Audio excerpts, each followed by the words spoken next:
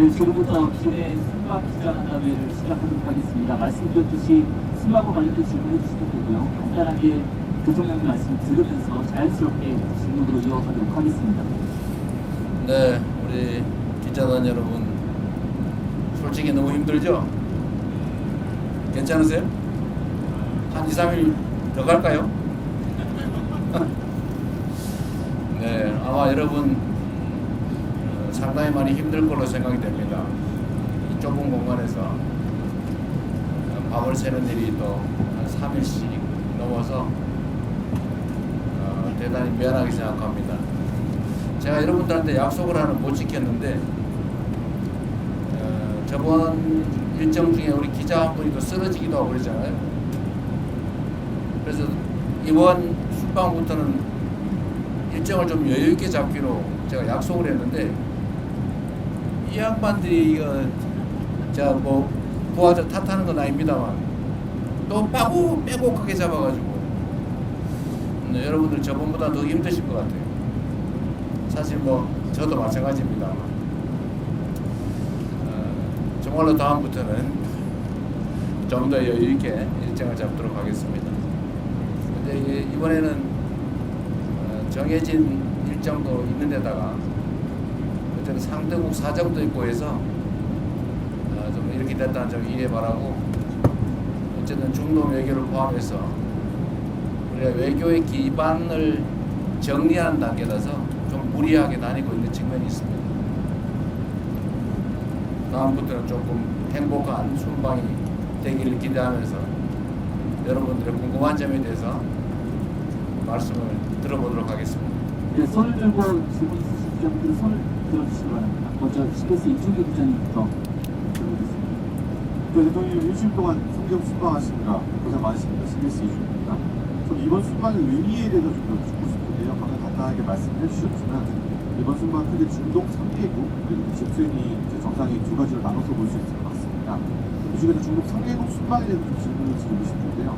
UAE 같은 경우는 강훈식 부서실장이 특사 활동을 하면서 어느 정도 정치작업을 못했었지만 이집트 튀르키예 같은 경우는 뭐 아이스브레이킹이나 라포 형성의 좀 느낌이 다소 강했다 이렇게 보여준 측면이 있습니다. UAE와 이집트 튀르키예 같은 경우는 전통적인 중동의 이제 가공 국가들인데 이번 순방을 이를 목표로 정하신 점이 이제 신정부가 중동 국가의 외교에 어떤 물꼬를 튼다 이렇게 좀 이해하면 되면서 이 부분에 설명해 주시면 감사하겠습니다. 뭐 굳이 더 추가 설명이 필요 없을 만큼 잘 이해하고 계신 것 같습니다. 잠깐 말씀드렸지만 우리가 이제 남아공은 G20 회의 때문에 뭐 당연히 가는 것이고, 근데 중동은 어쨌든 우리 외교의 한 중요한 축입니다. 그리고 이번에 방문하는 3개국은 역시 중동 지역의 핵심 국가죠. 그리고 대한민국과의 역사적 관계도 특별하고, 또 방위산업이라든지 또는 뭐 무역 투자 각종 분야 협력 분야에서 여러 가지 새로운 아이템들도 발굴하고 기존의 협력 관계도 좀 강화할 필요가 있어서 지금 기반을 단단하게 한다는 측면에서 핵심 국가 중심으로 지금 가고 있는 겁니다. 네, 또 질문 있으신 기자분들 문화일보 양희석 기자님. 대통령님 안녕하세요. 문화일보 양희석입니다. 오늘 저는 대통령께서 중국, 일본 총리 이제 각각 회동을 하셨습니다. 네. 근데 지금 이제 지금 여러 나라로부터 중국 경제에 대한 요구가 나오고 있고, 또 한편 무슨 문제?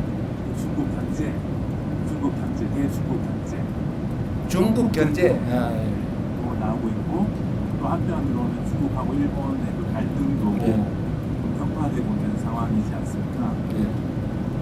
특히 이제 저희로서는 이 원전 건조 이슈까지 좀 얽혀 있어서 좀 복잡한 문제 같은데, 혹시 뭐 연내든 아니면 너무 멀지 않은 시점에 한중 정상회담이 성사된다면 좀 대통령께서 어떤 스탠스를 갖고 접근하실 보관하실지 좋겠습니다. 제가 뭐 미국 측에도 얘기하는 거고 중국 정부에도 명확하게 얘기한 거지만, 대한민국의 외교의 기본적 원칙은 한미 동맹을 근간으로 하되 중국과의 관계는 안정적으로 잘 관리한다라는 것입니다. 그 근본은 국익 중심의 실용 외교라고 할 수 있을 겁니다. 그리고 그 중 핵심은 역시 또 대한민국의 군사 안보 각 영역에서 자율성을 확대하는 것입니다. 전시작전 지휘권을 회복하는 문제도 그렇고 핵추진 잠수함 건조를 하는 문제도 그렇고 중국과의 경제협력 또는 민간 교류 확대도 대한민국 국익에 부합하기 때문에 당연히 해야 될 일입니다. 한미 간의 동맹에 기초한 그야말로 기존의 군사 동맹에서 예를 들면 앞으로는 경제 동맹, 첨단 기술 동맹으로까지 복합 동맹으로 발전시켜야 되는데 이 두 가지는 결코 양립 불가능한 것이 아니다라고 생각됩니다. 우리가 언제나 대륙과 해양의 중간쯤에 위치하고 있기 때문에 자칫 잘못하면 양팔을 동시에 잡아당기는 또는 중간에 낀 새우 신세가 될 수도 있지만 또 우리가 하기에 따라서는 양쪽의 입장을 적절히 중지하면서 우리의 활동 폭을 얼마든지 넓혀갈 수 있다라고 생각합니다. 우리가 세계사적으로 보면 이 반도 국가들이 두 가지 길을 갑니다. 크게 융성하거나 아니면 갈갈이 찢겨지거나. 우리 대한민국도 비슷한 위치에 있죠. 지금 우리는 이 격변하는 국제 질서 속에서 우리가 하기에 따라서 우리가 힘을 축적하고 주체적으로 잘 판단하고 자율성을 극대화하고 그리고 국익 중심으로 힘들 때 잘 견뎌내고 또 양쪽의 입장을 잘 활용하면 우리의 외교 지평이 오히려 확 넓어질 수도 있다라고 생각됩니다. 또 이번 새 정부는 그런 길을 향해서 계속 가고 있습니다. 중국의 견제 문제는 서방 국가들 입장에서는 그중에 특히 미국 입장에서는 중국을 적절하게 견제하고 싶어 하죠. 또 한편으로는 견제하면서도 또 한편으로는 협력할 분야를 찾아서 적극적으로 협력을 하고 있는 게 또 현실입니다. 국가와 국가 간의 관계는 원래 그런 것이죠. 국가와 국가 간의 관계를 일도 양단식으로 올로와 나식, 전부 아니면 전무 이런 식으로 접근하면 결국은 남는 게 하나도 없죠. 중일 갈등 문제에 대해서는 중국과 일본이 지금 일본 총리의 발언을 놓고 상당히 크게 갈등이 이어지고 있긴 하지만 대한민국 입장에서 현재 상황을 냉철하게 지켜보고 대한민국 국익이 훼손되지 않도록 대한민국 국익이 극대화될 수 있도록 최선을 다해야 되지 않을까 싶습니다.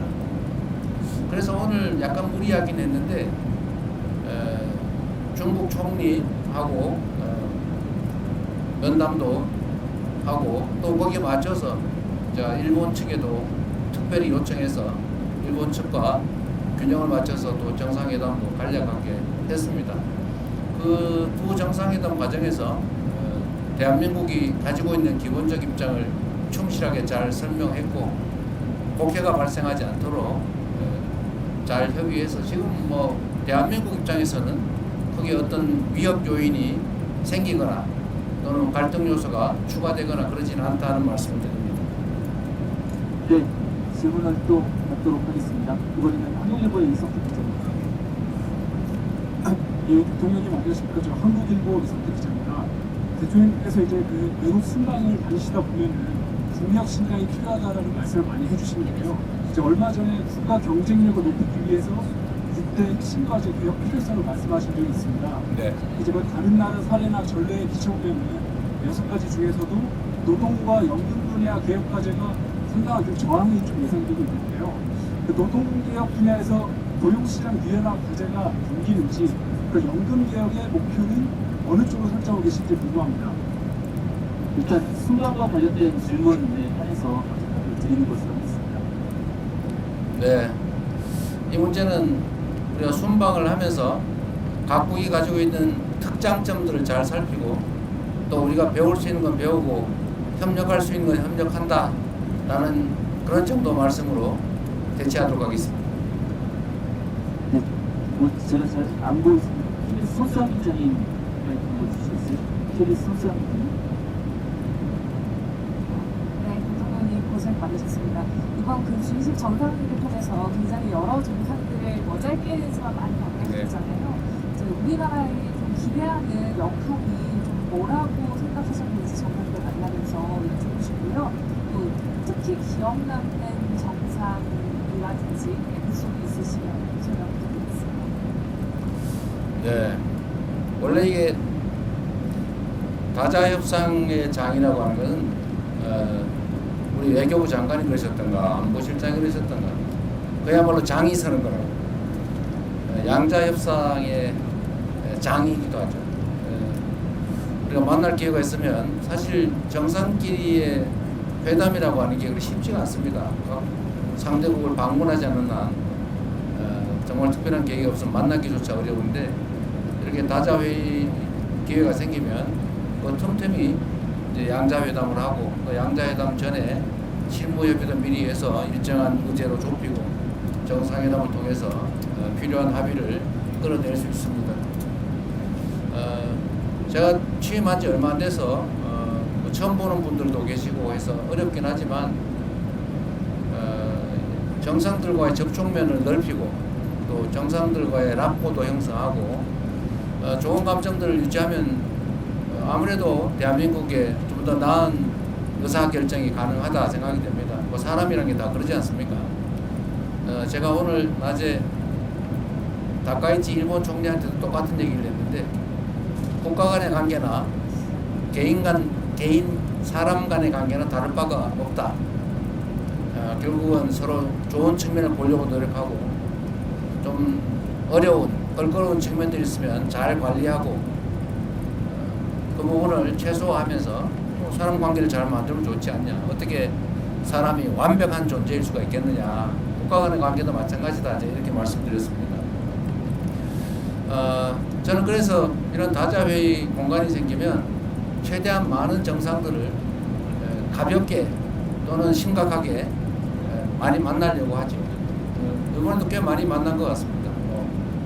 언론인 여러분들한테 공지하지 않은 얘기들도 많죠, 사실. 잠깐씩 한 5분씩, 10분씩 화장실 갔다 오면서도 얘기하고. 근데 모든 정상들이 사실은 똑같습니다. 각각의 국가를 대표하고 나오는 분들이라서 자기들도 정상들 간의 대화를 최대한 많이 하고 뭔가를 끌어내야 되기 때문에 다 적극적이에요. 뭐 나만 그래서 좀 이상한 사람이 아니고 모두가 다 열려 있습니다. 그래서 그 기회를 잘 활용하면 얼마든지 정상들 간에 짧지만 밀도 있는 대화가 가능하다. 제가 몇 차례 국제회의를 가면서 느낀 겁니다. 그리고 가능하면 인간적 공감을 얻어내기 위해서 많이 노력하죠. 제가 사실은 좀 장난기가 많아가지고 그러긴 한데 외국 정상들도 사실 똑같습니다. 그러한 사람들이어서 그들의 인생이나 또는 삶의 역정이나 뭐 정치적 경험이나 이런 것들을 제가 발굴해가지고 얘기해주면 좋아하죠. 사람들 관계 그런 거 아닙니까? 상대에 관심 가지고 상대가 예를 들면 좋아할 일 만한 거 언급해주고 공감하고 또 아픈 거 위로해주고 하면 다 좋아합니다. 그게 뭐 아무리 큰 나라의 강한 지도자라 한들 다 똑같은 사람이에요. 조그마한 소국의 지도자도 똑같은 사람들입니다. 그래서 만나면 뭐 큰 무리 없이 대개는 관계 설정이 잘 되죠. 준비도 많이 합니다. 다 수십 명 밤새도록 이 사람이 이 에피소드가 이 사람 얘기인가 저 사람 얘기인가 헷갈릴 때가 있어요. 가끔 실수하기도 합니다. 근데 그 사람은 뭔 얘기하는지 모르죠. 자기 얘기 아니면. 하여튼 이번에도 보면 저는 뭐 룰라 대통령 또는 뭐 모디 총리 만나서 얘기하는 거 상당히 의미 있었고 서로 뭐 공감도도 많이 넓혔다고 생각합니다. 제가 빠른 시간 내에 인도, 브라질도 한번 가야 될 것 같아요. 또 짧은 시간 얘기했지만 서로 협력하고 시너지 낼 만한 사안들이 많이 있다고 생각이 들었습니다. 또 질문 있으신 기자분들 앞으로 마이크를 바로 넘길 수 있을 것 같은데요. 네, 마이크 먼저. 부통령 와이트. 근데 잘 들리세요? 잘 안 들리죠? 방법이 없죠 이거. 화가 있으면 뒤에도 네. 화가 있으면 대통령님 고생 많으셨습니다. YTN의 강직원입니다. 아직 뒤에 한 곳이 강론이 남아있는데 지금 모든 국가들의 다자회견대에서 대통령께서 정상의 표시에 다 성과가 있다고 볼 수 있겠지만 그 중에서도 특히 기억에 남는 국가라든지 기억에 남는 성과가 있으면 아직 뒤에가 남아있지만 네. 포함해서 말씀을 드리겠습니다. 아무래도 아랍에미리트 연합이 아마 가장 큰 구체적 성과가 있는 것 같습니다. 거기는 사전에 비서실장이 특사로 가서 협업할 수 있는 분야들도 많이 정리했고 또 구체적 사업도 다 발굴을 했기 때문에 아주 구체적이고 실질적인 큰 성과가 난 것 같습니다. 사실 이집트는 이집트 대통령께서도 그렇고 우리 실무진들도 크게 기대를 안 했던 것 같아요. 그런데 제가 RCC 대통령하고 예정에 넘게 거의 예정 시간 2배 가까이 대화를 했는데 마지막에 얘기를 들어보면 한국과 이집트 간의 그 협력에 대해서 매우 구체적인 좋은 제안들을 많이 해주셨어요. 처음에는 얘기하지 않았던 건데 마지막에 저하고 둘만 나왔을 때는 뭐 그전에도 얘기하는 게 많이 있지만 카이로 공항을 확장할 계획인데 거기가 아마 한 3-4조 원 정도 들지 않겠냐 이렇게 얘기를 하고 그걸 한국 기업들이 좀 맡아서 확장하고 운영도 해주면 좋겠다 뭐 이런 얘기도 하시고 그 외에도 예를 들면 방위산업 분야 협력, 구체적 협력 얘기도 많이 해서 우리가 미리 좀 구체적으로 노력하고 사전 준비를 철저히 했더라면 또 오랫동안 교류 협력을 축적해 왔더라면 지금의 이집트와 한국 관계를 훨씬 넘어서는 더 밀도 있는 더 큰 협력이 가능했겠다라는 생각이 들었고 한편으로 아쉽다는 생각이 들면서 또 한편으로는 지금이라도 잘 됐다 이런 생각이 들었습니다. 이집트는 제가 가급적이면 이집트 대통령을 복빈으로 한국에 오시라고 초청을 드렸는데 오시겠다는 의사도 표명하셨고 오시기 전에 실무적인 협의를 좀 거쳐서 지금 그때 당시에 그냥 난삽하게 얘기했던 각종 협력 사안에 대해서 충분히 준비하도록 하겠습니다. 아마 우리 기업들이나 우리 국민들에게 큰 기회를 만들 수 있지 않을까 생각이 됩니다. 네, 카메라 기자님들 때문에 제가 시선이 다르서 잘 안 보이는 것 같은데 뒤에 마이크를 좀 넘겨주시면서 또 말씀을 해주시겠어요? SBS 부서는 근데 우리 대변인이 남성 편향적인 것 같은 느낌이 좀 듭니다. 네, 저 SBS 강청환 기자라고 합니다. 지금 마지막 방문이 튀르키예를 가시는데 튀르키예 언론과도 인터뷰를 하셔서 일부 내용을 말씀을 하셨지만 특히 주한점 같은 데 가셔서 정상회담을 하실 내용이라든지 아니면 또 기대하는 성과가 있으신지 뭐 제가 취임하면서도 말씀드렸지만 우리 대한민국의 경제 상황이 그렇게 좋지가 못하기 때문에 그래서 가장 중요한 것은 국가 간 협력을 통해서 대한민국의 경제 상황을 개선하는 겁니다. 튀르키예도 지금 경제 상황이 그렇게 녹록치는 않은 상황인 것 같긴 합니다. 튀르키예는 뭐 아시겠지만 국교 관계를 수립하지도 않은 상태에서 6.25 때 병력 규모로 4위에 이를 만큼 대규모 병력을 파병해서 대한민국을 도와준 나라입니다. 형제 국가라고 또 그 중에서도 피를 나는 형제 국가라고 부르는 이유가 있죠.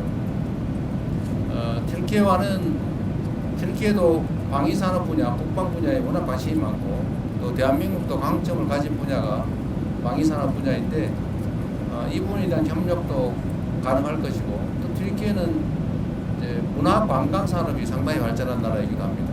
또 대한민국도 앞으로 문화 콘텐츠 분야에 투자를 많이 할 생각이기 때문에 이런 문화 관광 분야에 대한 협업 수급도 가능할 것으로 생각되고 그 외에 일반적인 원자력 발전 문제라든지 정말 할 수 있는 일은 얼마든지 있다는 생각이 듭니다.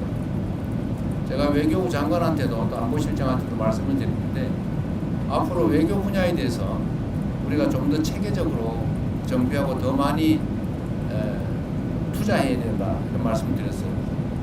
우리는 이제 소위 통상 국가인데 지금 제가 해외 순방을 다니면서 느낀 거는 대한민국의 대외관계 관리가 매우 분절적이라는 생각이 듭니다. 따로따로 나눠져 있어요. 교육부는 대학하고 또는 뭐 기재부는 뭐하고 또는 뭐 농림축산부는 농업 관련 사업을 하는데 뭘 하는지도 모르고 코트라는 또 코트라대로 하고 뭐 따로 다 놀고 있어요.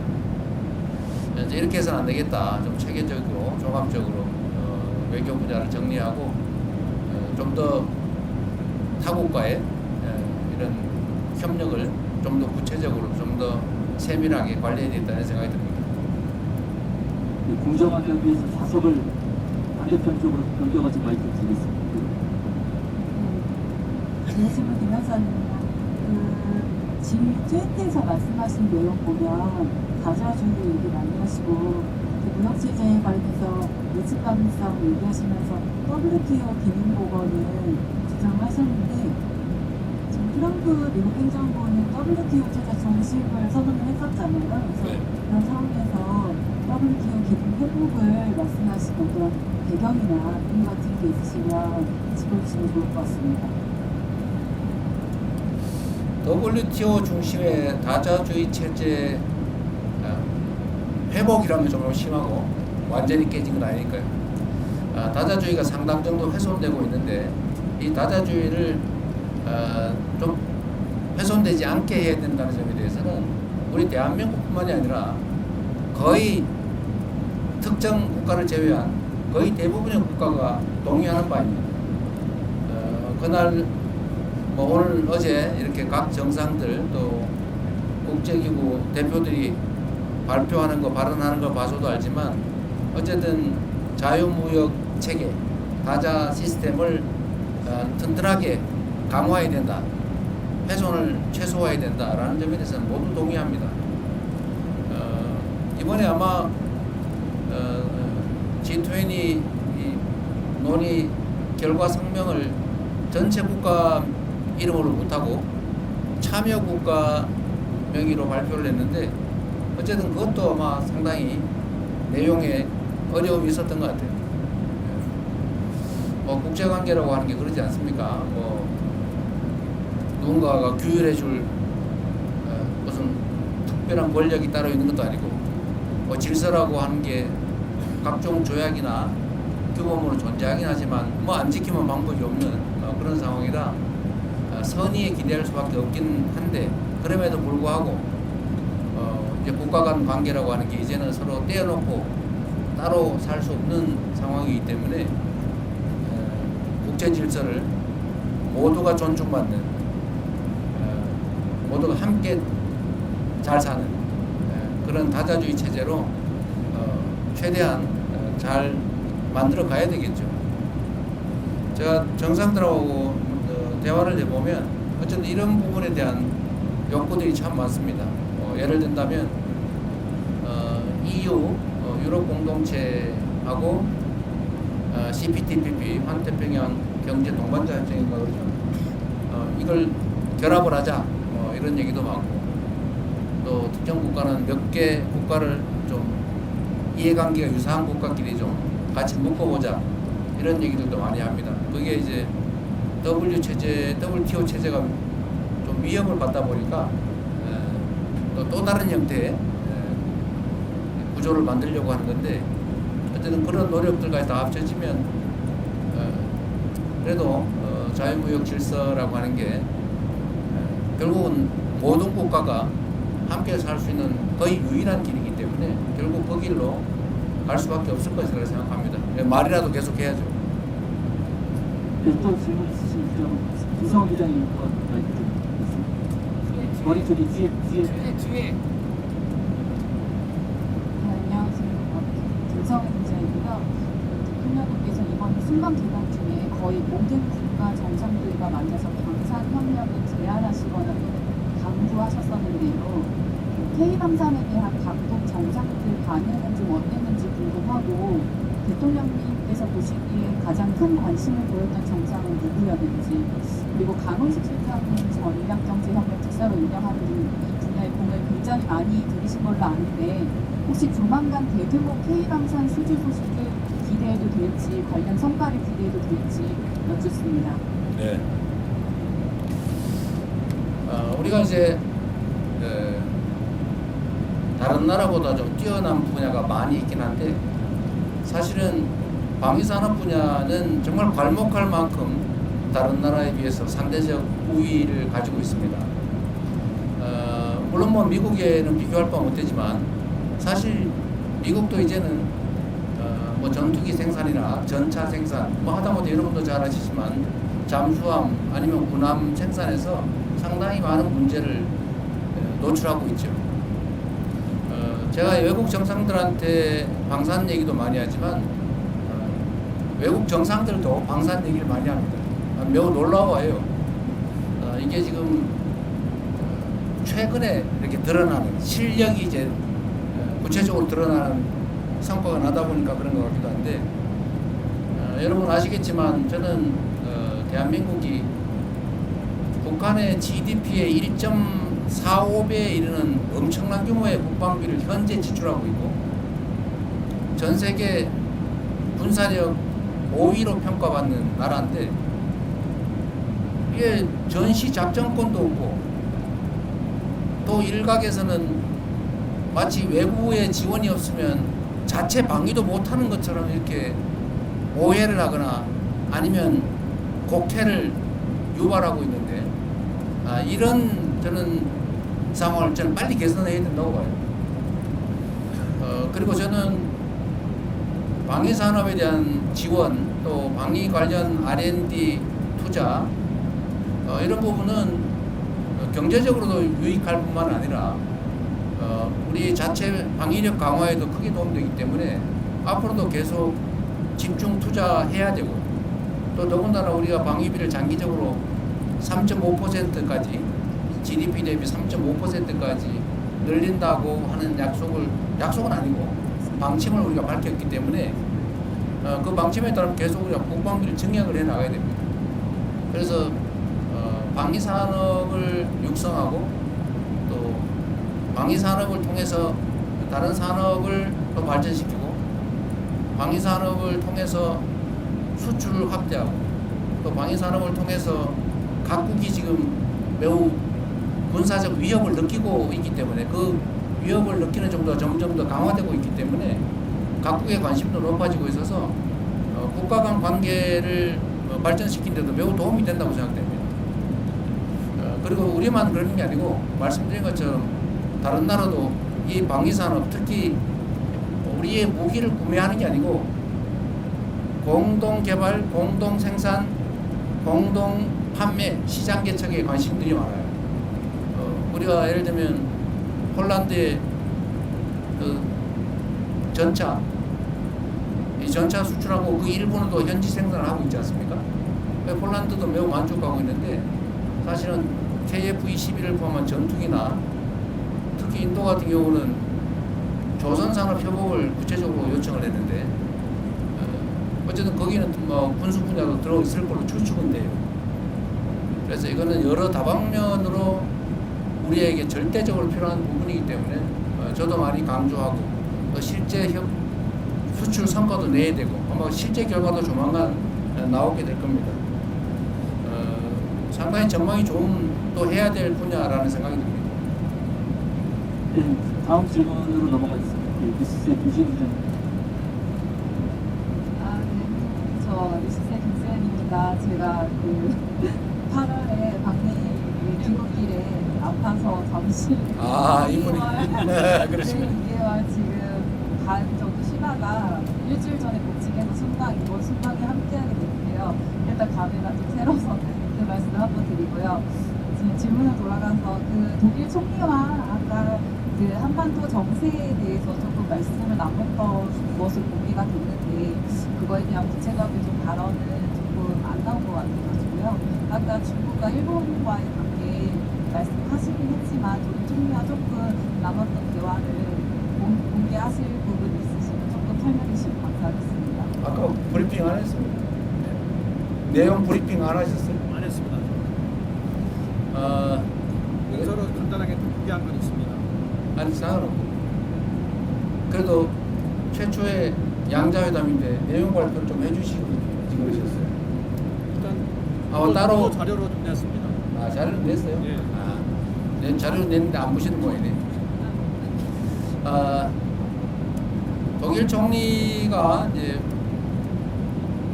중국과의 관계가 어떠냐 뭐 이런 식의 질문을 했는데 그건 뭐 프랑스도 마찬가지였던 것 같고 그에 대한 대답은 아까 여러분한테 했던 얘기하고 똑같습니다. 아주 원론적인 군사안보 측면의 한미동맹을 기반으로 우리는 판단하고 행동할 수밖에 없고 그러나 또 한편으로는 지리적인 관계나 또 역사적 관계 또 경제적 관계 측면에서 단절할 수 없다. 적절하게 관리해야 된다라는 입장을 충분히 얘기했습니다. 뭐 특별한 건 없었어요. 뭐 어차피 한 3-40분 얘기하는 건데 우리가 독일하고 얘기가 너무 많이 길었죠. 한 40분. 네, 길게 했습니다. 프랑스하고 프랑스 40분, 독일은 한 독일이 한 20분. 네, 회의 시간 때문에 그렇게 됐는데 그 독일 프랑스는 역시 우리가 꼭 방문하든 또는 프랑스 미테랑이 아니지 누구지? 마크롱 대통령은 내년에 방한하겠다고 하니까 또 그때 더 구체적인 얘기를 하게 될 것 같습니다. 네, 또 질문 있으신 기자분, 네, 이번 연합뉴스 감사합니다. 네, 안녕하십니까. 대통령님 고생 많으셨습니다. 연합뉴스 TV의 성승환입니다. 그 남아공 주의식을 오시기 전에 경주 APEC을 저희가 주인으로서 손님들을 맞았었는데 이번에 손님으로 한번 모셨고 3년 뒤에는 저희가 다시 주의식을 해서 맞이해야 되잖아요. 어떤 좀 이거는 좀 신경 많이 써야겠다. 그냥 더 많은 국가들이 올테 이런 걸좀 신경이 느껴야 될 것 같아요. 마이크를 잘 정비해야 되겠다는 생각이 들었습니다. 마이크가 계속 말썽이 되군요. 우리가 그 장소는 정해지지 않은 거죠. 아직 안 정해졌습니다.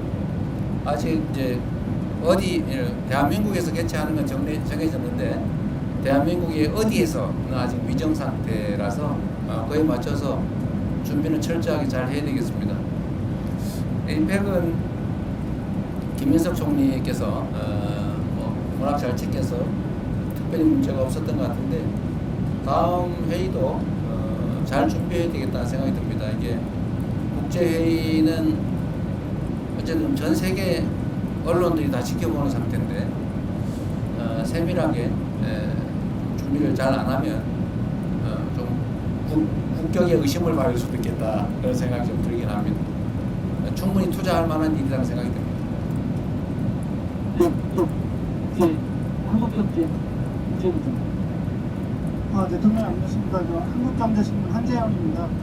그 모디 총리가 조선업협력을 얘기를 하면서 소다자협력이라는 용어를 사용했던 걸로 알고 있는데 그게 구체적으로 어떤 협력 모델을 제시한 것이고 거기에 대해서 대통령께서는 어떤 판단을 좀 하셨는지 모디 총리는 이제 조선부 분야 협력을 하자고 하면서 이제 예로 든 게 인도, 한국, 일본 이렇게 3국 간 조선 부자에 대한 협력 체계를 구축하는 게 어떻겠냐라는 그런 말씀을 하셨습니다. 근데 우리는 좀 더 그 부분에 대해서 판단할 여지가 남아있기 때문에 우리는 충분히 제안은 잘 들었고 추후에 논의하자 이렇게 얘기했습니다. 네, 또 혹시 질문 있으신 기자분, 네, 세계인 것. 네, 안녕하십니까. 대통령님 고생이 많으십니다. 궁금한 부분이 이번 G20 정상회의에서도 그렇고 각국을 방문하실 때도 AI라든가 기본 AI 이런 부분을 많이 말씀해 주셨는데요. 그에 대한 그 각국 정상들의 반응이라든가 아니면 우리가 AI 정책하고 관련해서 긴밀히 좀 협력을 할 수 있겠다 이런 생각이 좀 각각 있으실까 그런 말씀입니다. 이번 G20의 핵심 의제 중에 하나도 AI를 어떻게 공정하게 잘 활용할 거냐라는 것입니다. 대한민국이 모두를 위한 AI라고 하는 정책을 추진하고 있는데 그 대한민국이 하고 있는 모두를 위한 AI는 우리 국민 모두도 포함되지만 세계 모든 나라도 동시에 포함합니다. 근데 대개의 나라들이 지금은 자칫 잘못하면 인공지능 분야에서 특정 몇 개 국가에 종속될 가능성이 매우 높고 이 점에 대해서 정상들 중에는 걱정을 하는 사람들도 있습니다. 독자적으로 이걸 투자해서 해결하기는 어려운데 이거를 그렇다고 끌려가기는 어렵고 이런 걱정을 하고 있어서 제가 예를 들면 이집트 대통령한테는 그런 얘기를 했죠. 이집트 인구가 1억 명인데 앞으로 결국 세상은 인공지능 중심으로 바뀌어갈 거고 거기에 끌려가는 것보다는 동행하는 게 그래도 낫다. 그래서 한국과 인공지능 분야에 대해서 서로 협력을 하는 게 어떻겠냐라고 얘기했고 그 점은 동의하는 바가 있었습니다.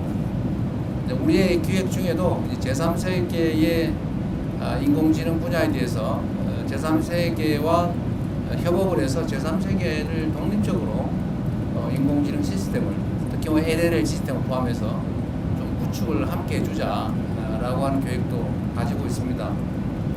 그게 우리의 시장을 넓히는 길이기도 하죠.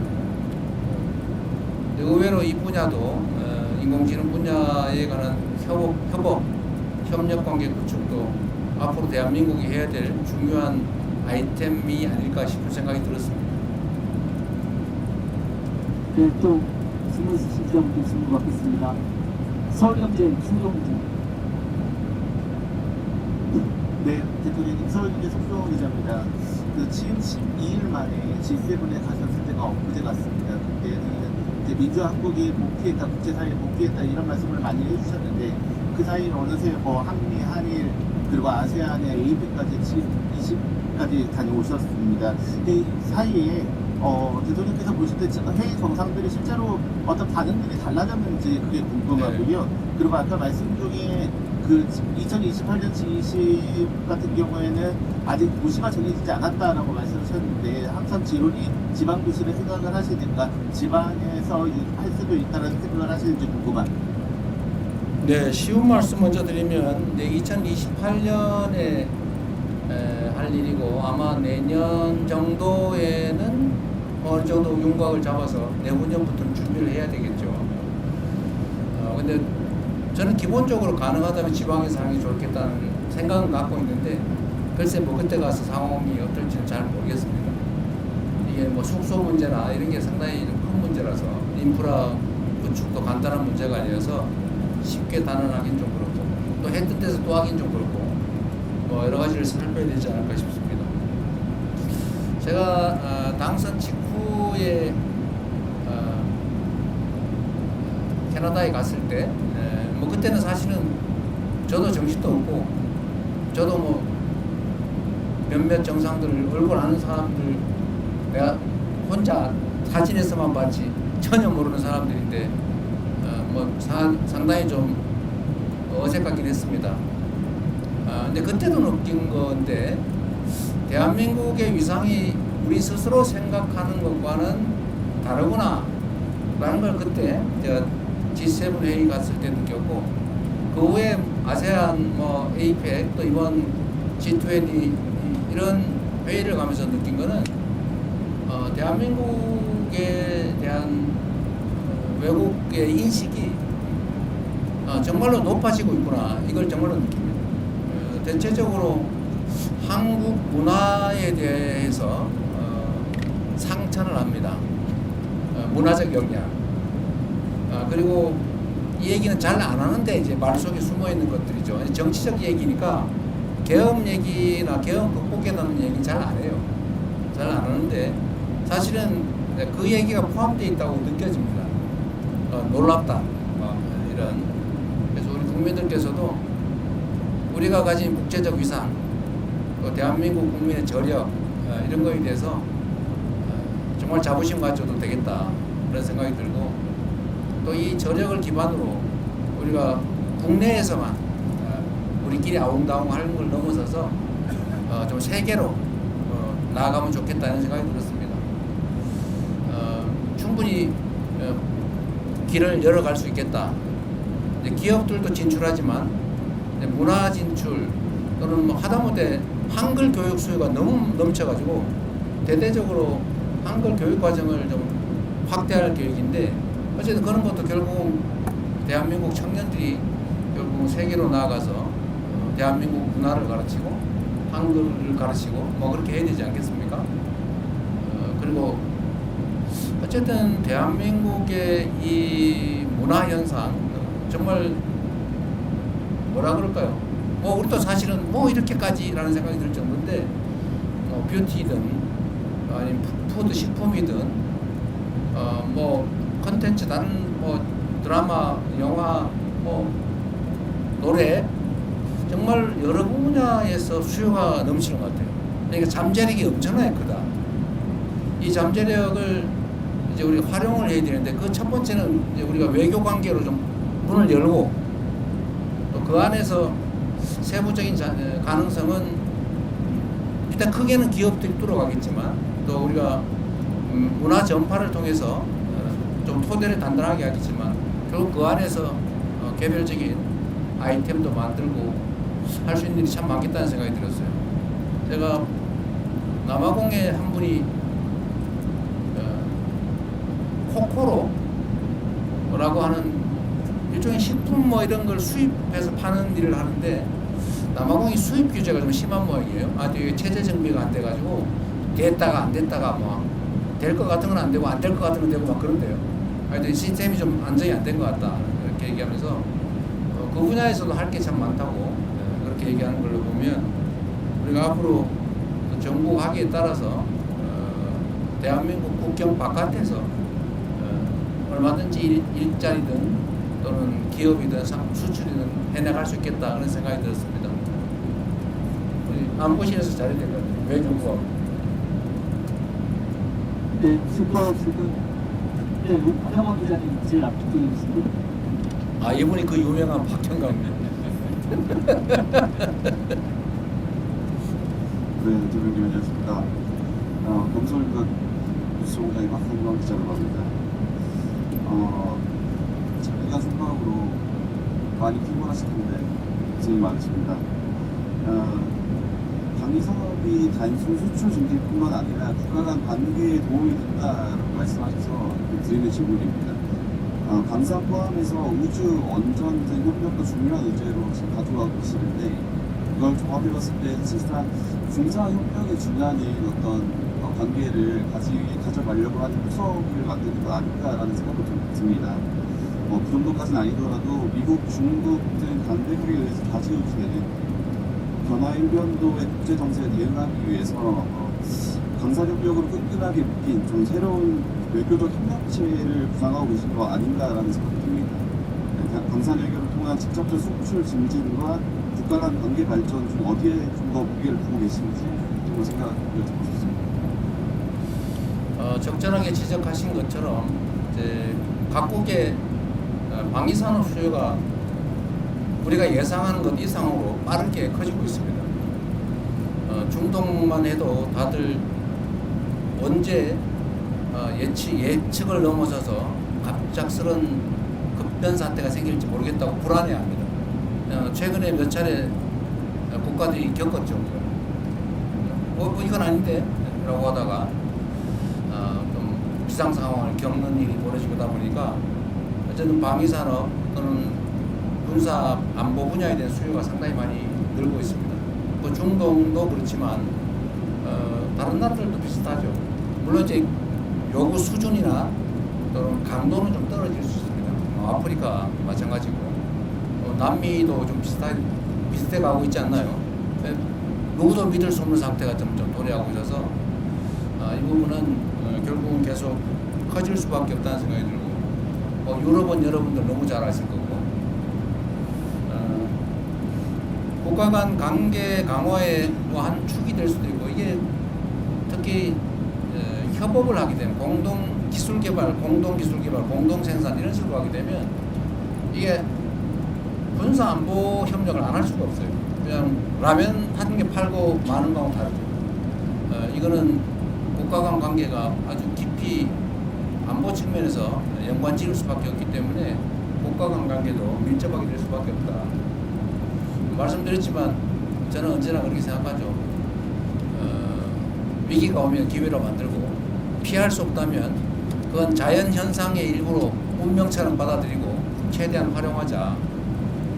우리도 결국은 국방 분야에 투자를 늘릴 수밖에 없는 상태인데 그러면 외교 관계도 확대해 나가는 게 뭐 일반 무역 투자도 있겠지만 또 문화 교류도 있고 인적 교류도 있고 뭐 원자력이든 뭐 여러 가지 있겠지만 그중에 방위 산업 분야도 아주 현실적으로 매우 유효한 수단이다 그런 생각이 듭니다.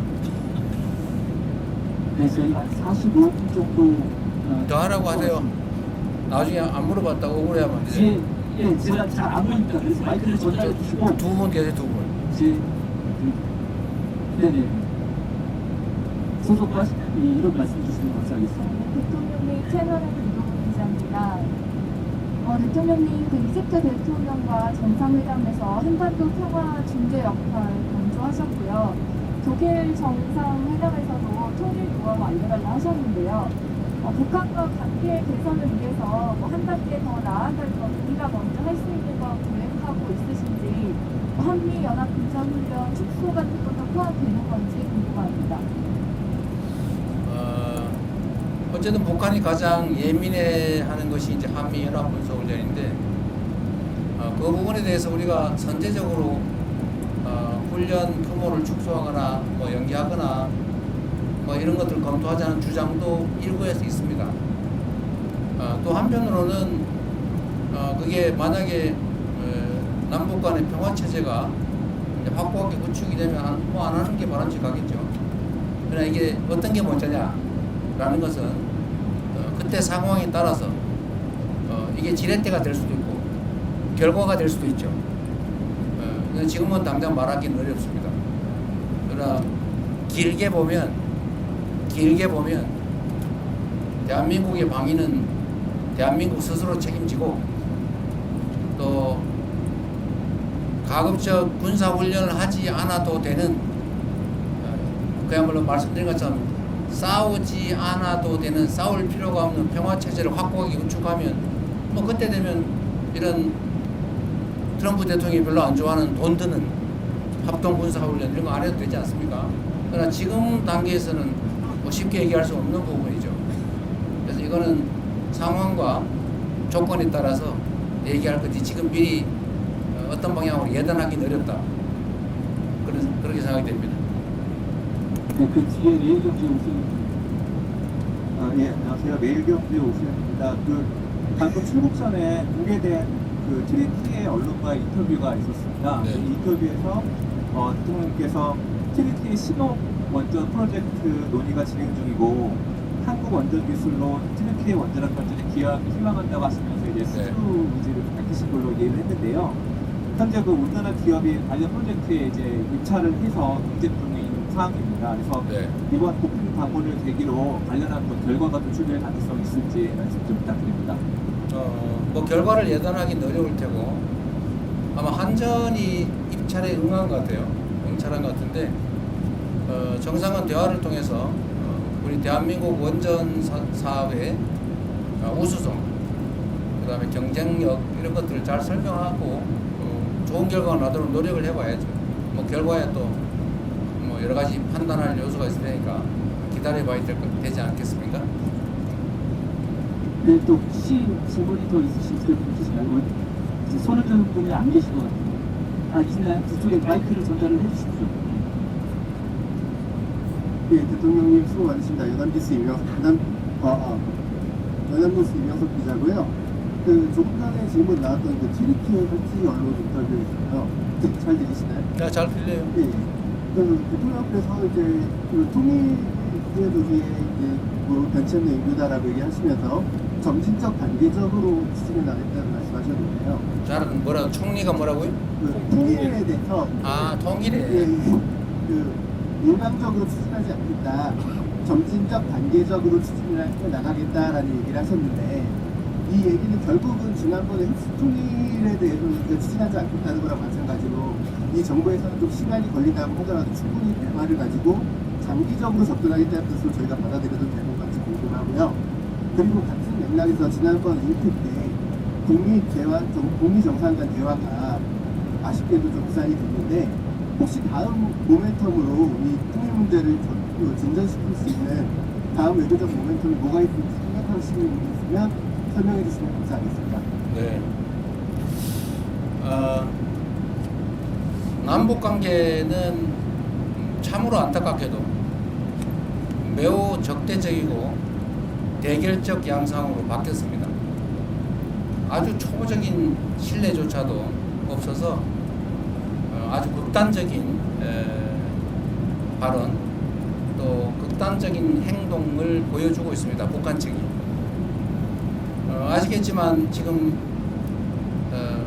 군사 분계선 기준으로 북한이 3중 철조망을 치고 있어요. 이게 6.25 전쟁이 이제 휴전으로 끝나고 그 이후 정말 수십 년 동안 안 하던 일입니다. 지난 윤석열 정권 당시에 북한으로 가는 철도 다 폭파했습니다. 북한으로 가는 도로 다 파내고 둔덕을 쌓았습니다. 말씀드린 것처럼 전 군사 분계선에 3중 철책을 설치하고 있어요. 다시 감시초소 설치하고 그 군사 분계선 설치한다고 뭐 지뢰 매설한다고 우리 측하고 그쪽하고 서로 생각하는 경계가 달라서 그쪽은 자기 땅이라고 왔다 갔다 하는데 우리가 보니까 넘어왔다 그래서 경고 사격하고 넘어가고 이러고 있어요. 언제 우발적인 충돌이 벌어질지 모르는 상황까지 갔습니다. 그리고 남측을 북한은 적대적 두 국가다. 이제는 뭐 전치 원수다. 이렇게 얘기하고 있지 않습니까? 일체 모든 연결선이 다 끊겼습니다. 일체 대화 접촉 자체를 거부하고 있어요. 매우 위험한 상태죠. 우발적 충돌이 발생하면 해결할 길이 없습니다. 아무리 적대적인 국가 간이라도 비상연락망은 원래 가지고 있어요. 한 라인은 다 있지 않습니까? 원래 오른손으로 싸우면서도 왼손으로 악수하고 부르는 게 세상의 이치인데 여기는 완전히 다 단절했어요. 정말로 안타까운 일이죠. 이게 과연 대한민국의 국익에 바람직하냐? 전혀 아니지 않습니까? 결국은 통일 문제, 안보 문제, 이 국익에 관한 문제를 정략의 대상으로 삼아서 다 망가뜨린 정말로 이해하기도 어렵고 용납하기 어려운 일들이 실제로 벌어진 겁니다. 이 상황에서 우리가 할 수 있는 일은 무엇이냐? 이미 그랬던 거 어떡하냐? 포기하고 강경 일변도 정책을 계속할 거냐? 그럼 더 나빠지겠죠. 이럴수록 더 인내심을 가지고 우리가 확고한 억지력을 확보하고 도발을 얼마든지 제압할 수 있을 정도의 국방력, 억지력을 확보하고 이건 대전제죠. 그렇게 한 다음에 그 기반 위에서 소통하고 대화하고 설득하고 길을 열어야죠. 그래서 아까 뭐 군사훈련 얘기도 나왔지만 제가 전에 발표한 대로 우리가 현재 상태에서 할 수 있는 조치는 하자. 그 대북 방송 그거 왜 합니까? 쓸데없이. 서로 방송회가 서로 괴로우면서. 그럼 바보 짓이 어디 있어요? 우리한테 어떤 이익이 있습니까? 그냥 저 북쪽에 가깝게 사는 주민들 뭐 밤에 잠을 못 자가지고 정신병원 쫓아다니게 왜 그렇게 만듭니까? 어떤 이익이 있어요? 정치적 이익은 있을지 몰라도. 그래서 방송 대북방 중단한다든지 대북 단파 방송 요즘 세상에 인터넷 드립 다 나오는데 뭔 대북 단파 방송을 합니까? 그 돈 들잖아요. 그런 것도 줄이고 또 우리가 양심수 아니 그거 뭐라고 표현합니까? 장기수. 미전향 장기수. 예, 미전향 장기수. 지금 나이들 다 90 넘어가지고 오늘 내일 언제 돌아가실지 모르는 분들인데 북한으로 자기 고향으로 가겠다는 걸 그건 뭐 막습니까? 그거 잡아놓으면 뭔 도움이 돼요? 그래서 그 노력조차도 반응이 없어요.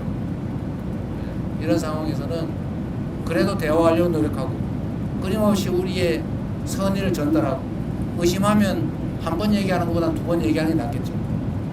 끊임없이 노력해서 바늘구멍이라도 뚫어야죠. 자꾸 피하면 쫓아다니면서 얘기도 하고 말도 붙이고 뭐 안 됐겠지만 군사분계선 불명확하니까 이거 사고 나겠다. 진짜 총격전이 벌어질 수도 있겠다. 서로 자기 땅이라고 우기다가 이런 거 대화해서 선을 긋자. 이런 거라도 해야죠. 우리는 언제든지 열려있다는 거 말씀드리고 그리고 전에 END 전략이라고 우리가 말씀드렸습니다만 교류해야죠. 아니 다른 어떤 나라와 다 교류하고 대화하면서 왜 북한하고만 안 합니까? 어쨌든 교류하자. 그리고 관계 정상화를 우리가 지지한다. 전 세계와 교류해라. 우리하고는 좀 늦더라도. 그리고 마지막으로 단기적으로는 일단 핵 동결하고 중기적으로는 감축하고 장기적으로는 비핵화하자. 시간이 걸릴지라도 지금 상태로 방치하면 1년에 10개에서 20개씩 핵폭탄, 핵탄도 계속 만들고 있고 미사일 ICBM 기술 계속 개발해가 완성도를 높이고 있는데 지금이라도 중단하면 모두에게 이익 아니냐. 그러니까 일단 중단 협상이라도 시작하자. 그걸 우리가 못하면 미국하고 북한이라도 서로 하시라 라고 하는 게 우리의 기본적인 방침인 거죠. 물론 당연히 우리가 흡수 통일 그런 얘기 왜 합니까? 뭐 흡수해서 뭐예요? 거기서 생겨나는 엄청난 충돌을 어떻게 할 겁니까? 엄청난 비용을 어떻게 감당할 거예요? 책임도 못 질 얘기를 정치인들이 쓸데없이 하느라고 괜히 갈등만 격화되지 않습니까? 우리 흡수 통일할 생각 없다.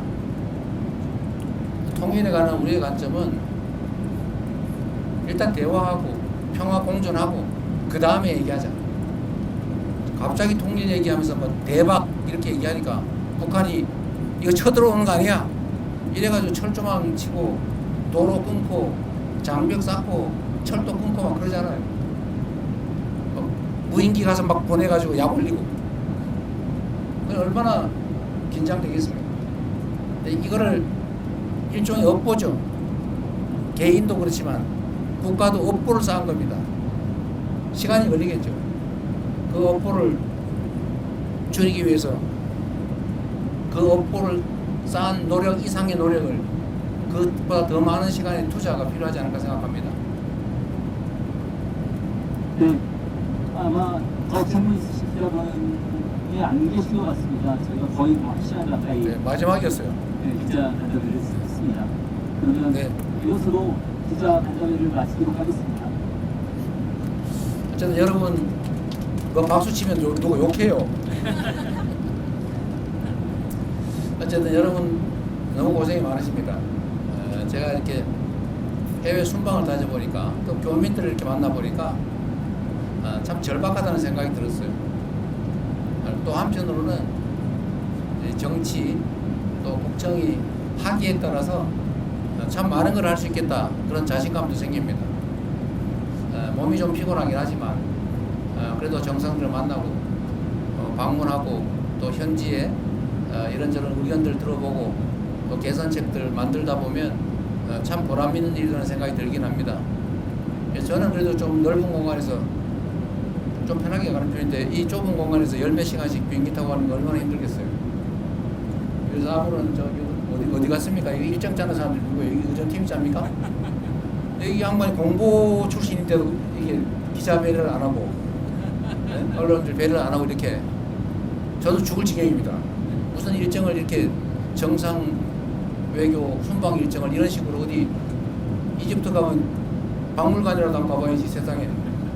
네? 하루 종일 뺑뺑이 돌리다가 바로 다른 나라 그것도 밤에 출발해가지고 새벽에 도착해 또 뺑뺑이 돌리고 좀 반성하세요. 저를 위해서가 아니고 우리 언론인들 생각해서 또 쓰러지면 어떡할 겁니까? 이번에 더 힘든 것 같은 제목보다 몸 관리 잘 하십시오. 자, 고맙습니다.